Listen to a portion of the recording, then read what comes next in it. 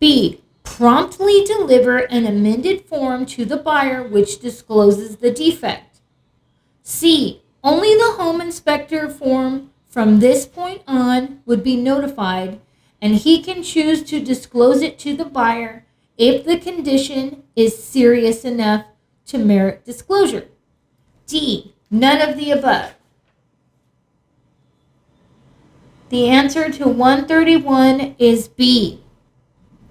Promptly deliver an amended form to the buyer which discloses the defect. Question 132. Chance and Buster are best friends and are considering purchasing a particular listing located on Will Rogers Boulevard for an investment. In conversations with the neighbors, Chance and Buster were told that the property is haunted due to a triple homicide that occurred there many years ago. Chance and Buster probably would still buy the home because they aren't superstitious, but would like to know more. They should A. Call their salesperson because it is the duty of the salesperson to know these things and disclose.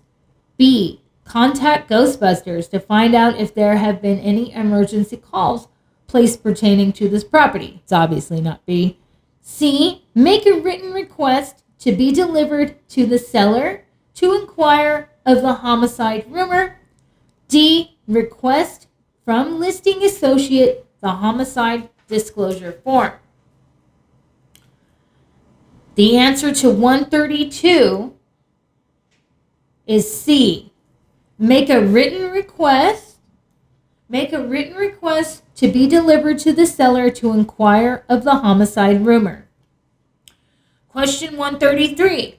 If a licensee takes a listing of a home where a recent suicide occurred, A.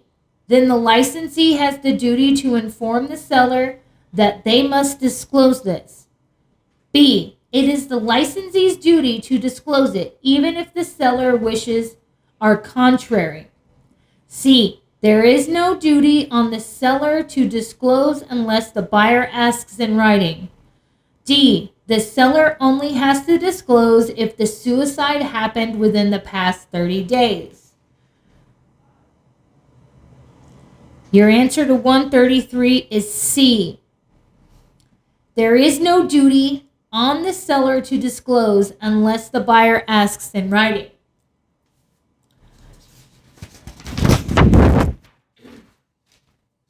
Okay. Question 134. In a standard sales contract, several words were crossed out or inserted by the parties to eliminate future controversy as to whether the changes were made before or after the contract was signed. The usual procedure is to A. Write a letter to each party listing the changes. B. Have each party write a letter to the other approving the changes. C. Redraw the contract. D. Have both parties initial or sign the date in the margin near the change. The answer to 134 is D. Have both parties initial or sign and date in the margin near each change. Question 135. From June 6th through October 15th, Robin suffered from a mental illness that caused delusions, hallucinations, and loss of memory. On July 1st, Robin signed a contract to purchase Brown's Farm, with the closing set for October 31st. On September 24th, Robin began psychiatric treatment. Robin was declared completely cured by October 15th. Which of the following statements regarding Robin's contract to purchase Brown's Farm is true? A. The contract is voidable. B. The contract is fully valid and enforceable. C. The contract is void. D. The contract lacks reality of consent.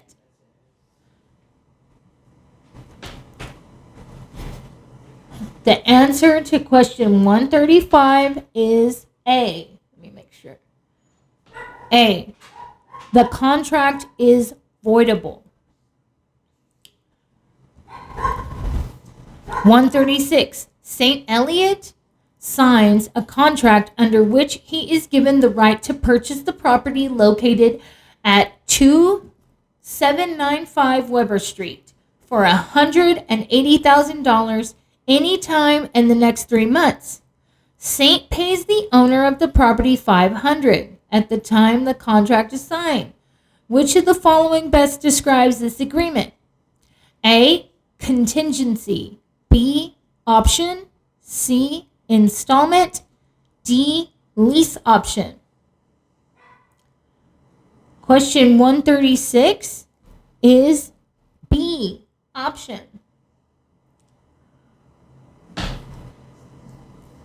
Question 137. The substitution of a new contract and or party for an existing one is A.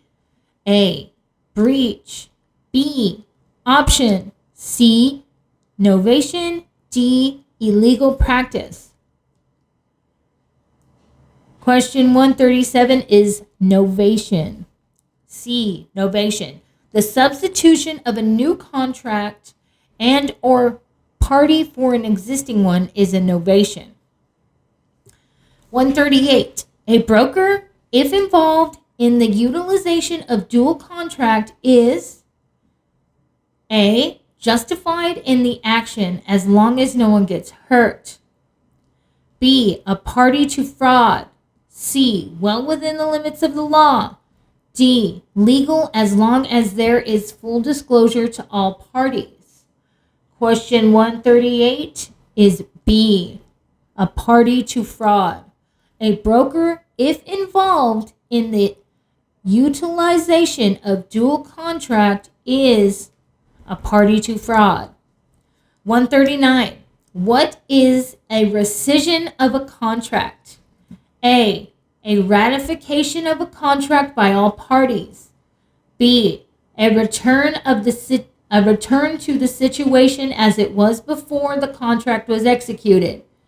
C. A revision in terms of a contract. D. A transfer of responsibility from one of the parties to the contract to an interested third party.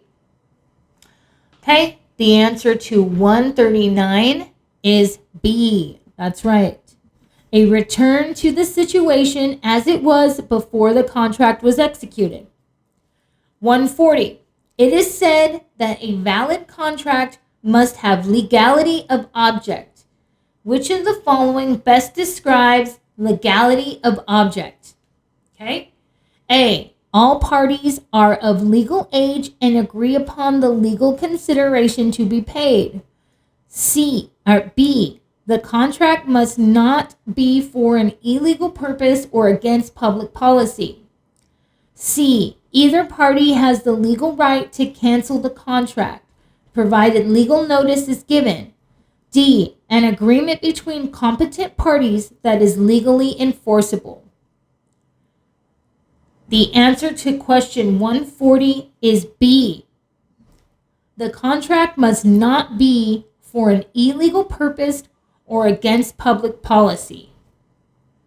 Question 141. The absence of duress, menace, and undue influence is a requirement of A. Reality of consent. B. Lawful objective. C. Competent parties. D. Sufficient consideration. The answer to 141 is A. The reality of consent. The absence of duress, menace, and undue influence is a requirement of the reality of consent. Question 142. A voidable contract is one in which A. was valid at the time of execution but cannot be proven or judgment obtained by either or both parties. B. has no legal effect since it is really not a contract. C. contains all legal elements essential to its existence. D, is valid and enforceable on its face, but may be properly rejected by one of the parties.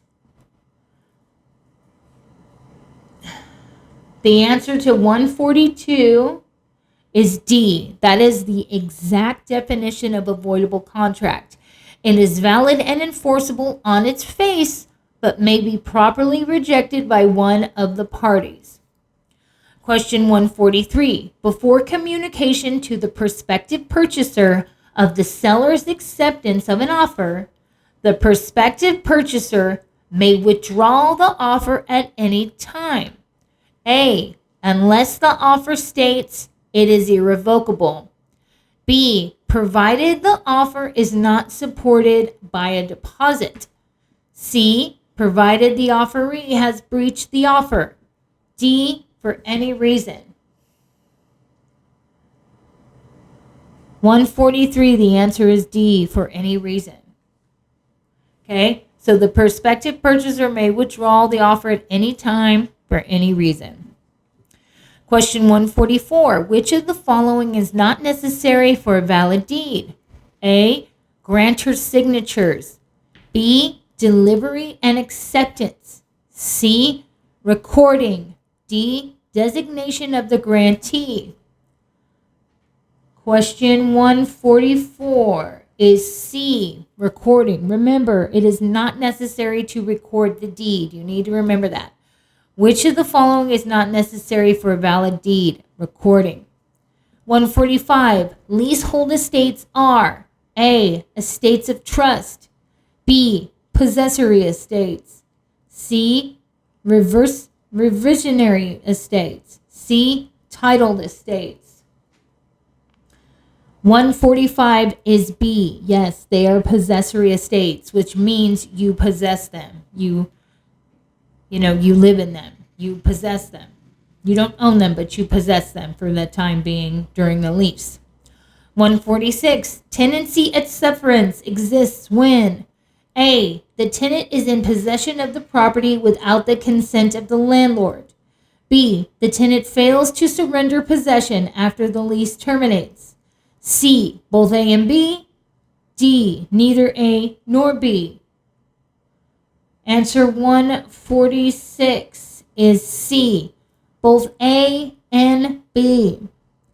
So tenancy at sufferance exists when the tenant is in possession of the property without the consent of the landlord, and the tenant fails to surrender possession after the lease terminates. So that's both tenancy at sufferance, okay? 147, in a standard sales contract, several words were crossed out or inserted by the parties. To eliminate future controversy as to whether the changes were made before or after the contract was signed, the usual procedure is to A, write a letter to each party listing the changes. B, have each party write a letter to the other approving the changes. C, redraw the contract. D, have both parties initial or sign and date in the margin near each change. The answer to 147 is D. Have both parties initial or sign and date in the margin near each change.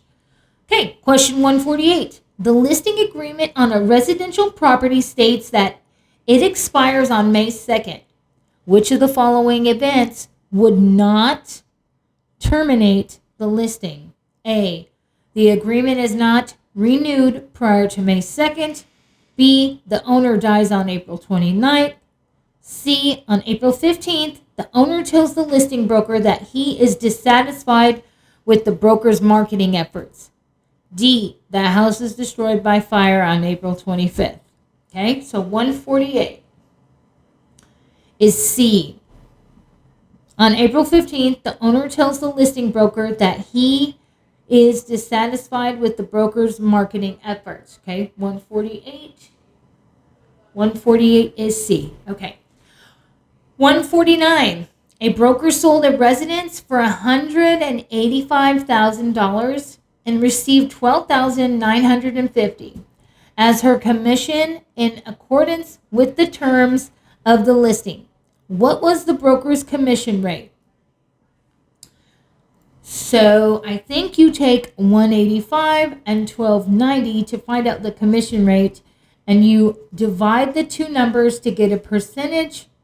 So is it A, 6%, B, 7%, C, 7.25, or D, 7.7? Let's see. 149 is B, 7%, and you got that one right. So I think you did that right. Okay, 150. Which of the following statements is true of a competitive market analysis, a CMA? A CMA is the same as an appraisal.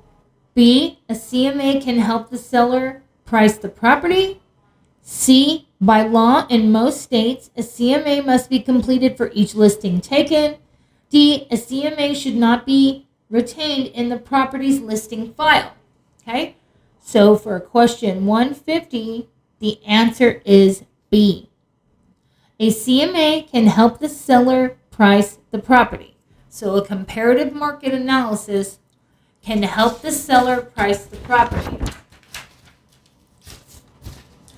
Okay. I'm going to stop for a second. I'll come back at 151.